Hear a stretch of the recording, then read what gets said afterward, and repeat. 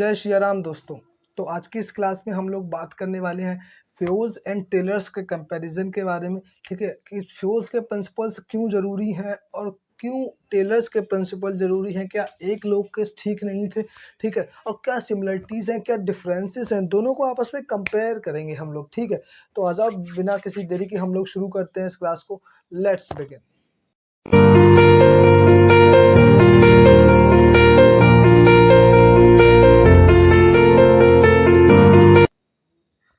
तो हम लोग पढ़ते हैं टेलर्स एंड फ्यूल्स के कंपैरिजन के बारे में। ठीक है, ये लास्ट वीडियो है, लास्ट क्लास है इस चैप्टर की। इसके बाद हम लोग शुरू करेंगे अपना next chapter, that is business environment, की बिजनेस का एनवायरनमेंट कैसा होता है। ठीक है, तो ये भी एक इम्पोर्टेंट थोड़ा था, इसके बारे में भी हम लोग पढ़ लेते हैं कि ठीक है, ये भी सिलेबस में था कि टेलर्स के प्रिंसिपल और फ्यूल्स के प्रिंसिपल्स में क्या अंतर है। ठीक है, तो Taylor's principles are based on bottom to upward approach, यानी कि टेलर के जो प्रिंसिपल्स हैं वो बॉटम टू अपवर्ड अप्रोच पर बेस्ड है। यानी कि टेलर्स के प्रिंसिपल्स हैं वो नीचे से ऊपर की तरफ जाते हैं। ठीक है, वहीं बात करें फ्यूल्स की, तो फ्यूल के principles are based on top to bottom, top से बॉटम, ऊपर से नीचे की तरफ। ऐसा क्यों है?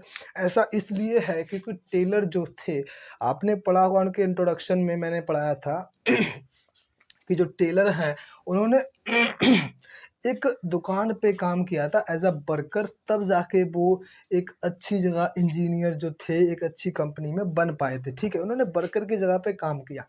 जैसे आप लोग अगर बात करें तो किसी के साथ काम करते तो आपको समझ में आता है कि आप जिस लेवल से उठे हैं, जिस लेवल से आप ऊपर गए हैं, आपको उस लेवल का, उस माहौल का पता है कि कैसे क्या चीज़ें स्टैंड करती हैं, कैसे क्या प्रॉब्लम सिचुएशंस हैं। ठीक है, तो वहीं अगर बात करें फ्योल की, तो फ्योल एक चीफ एग्जीक्यूटिव ऑफिसर्स थे।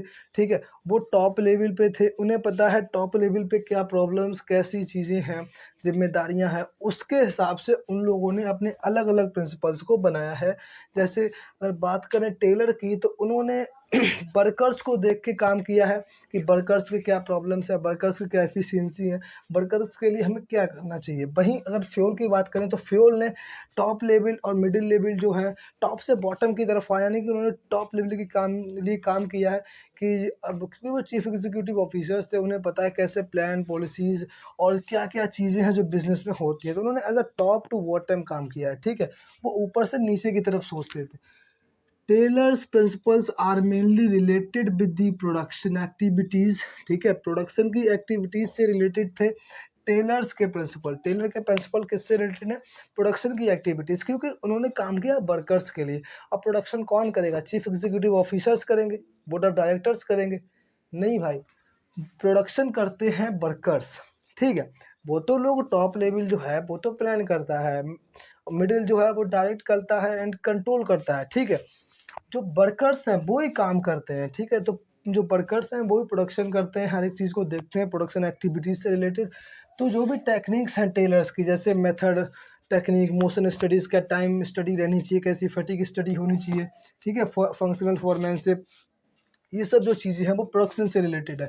इसलिए जो टेलर है उन्होंने प्रोडक्शन के लिए काम किया है, प्रोडक्शन एक्टिविटीज़ को इम्प्रूव करने के लिए।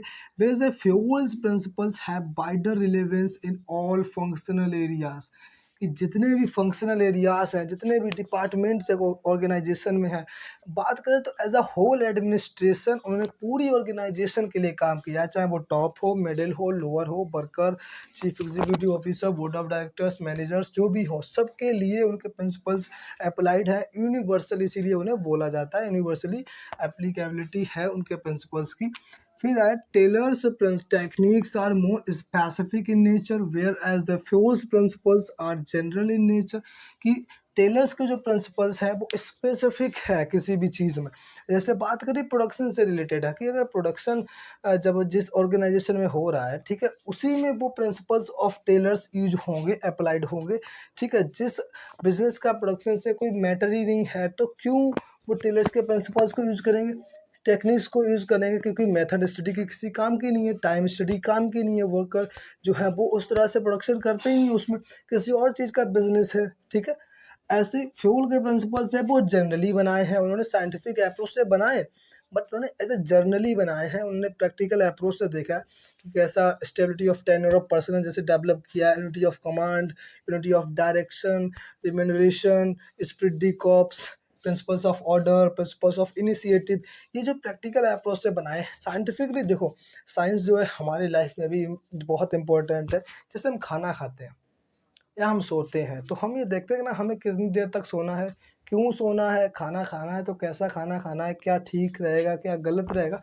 हर एक चीज़ में साइंस है, लेकिन ज़रूरी नहीं साइंस वही है कि फार्मूलाज जो हैं कार्बन डाइऑक्साइड, सोडियम सल्फेट और ये सब चीज़ें हैं, वो नहीं होती है। Science is what, science is like facts, observations, experimentations, analysis, test, research, ये सब साइंस है। तो उन्होंने ऐसे जर्नली बनाए हैं, इसीलिए उन्हें बोला जाता है फादर ऑफ जर्नल मैनेजमेंट।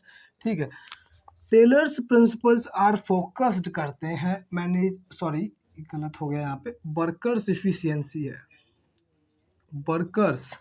ठीक है।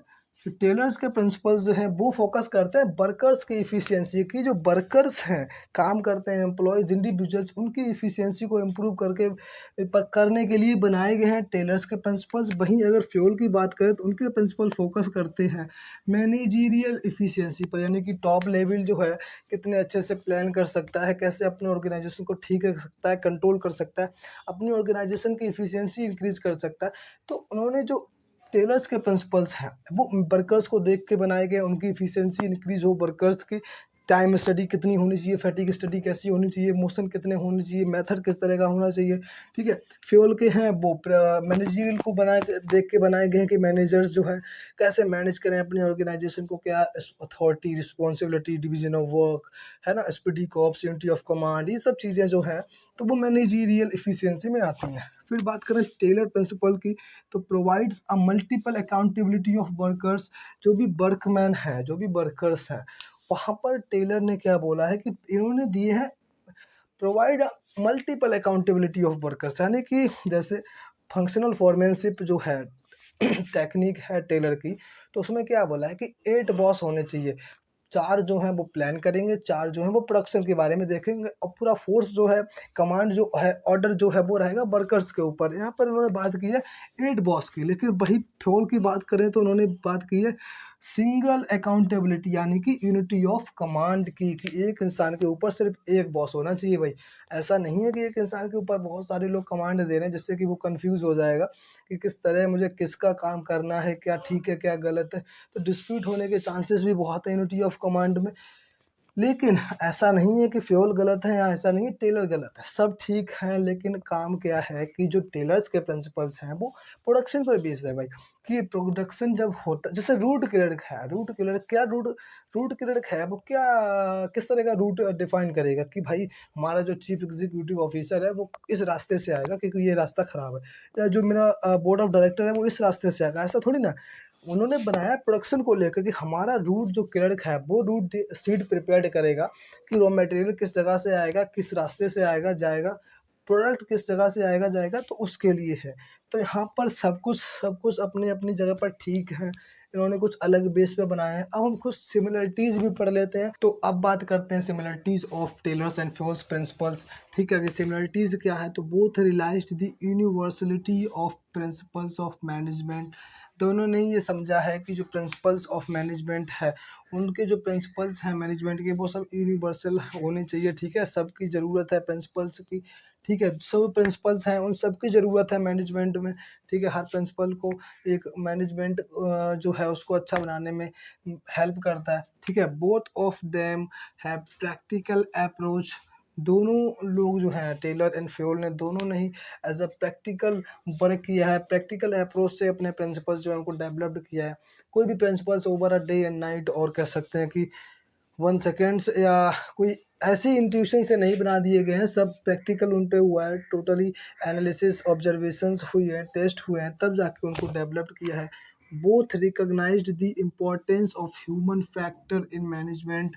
दोनों ने ही ह्यूमंस को पहचाना है एक ऑर्गेनाइजेशन में, क्योंकि जो ऑर्गेनाइजेशन है वो ह्यूमन से चलता है, लोगों से चलता है, उनके इंडिविजुअल्स एम्प्लॉयज़ से चलता है, ठीक है ना। तो दोनों ने जो भी प्रिंसिपल्स बनाए हैं सब ह्यूमन के बिहेवियर को देखते हुए ही बनाए हैं, क्योंकि जो काम है वो ह्यूमंस ही करते हैं कि मैनेजमेंट में। Both of them applied scientific methods to problems of management, कि जो दोनों ने ही scientific method, scientific techniques provide कराई हैं, जिससे कि जो मैनेजमेंट और एक ऑर्गेनाइजेशन की, बिजनेस की जो भी प्रॉब्लम्स है उन सबको सॉर्ट आउट।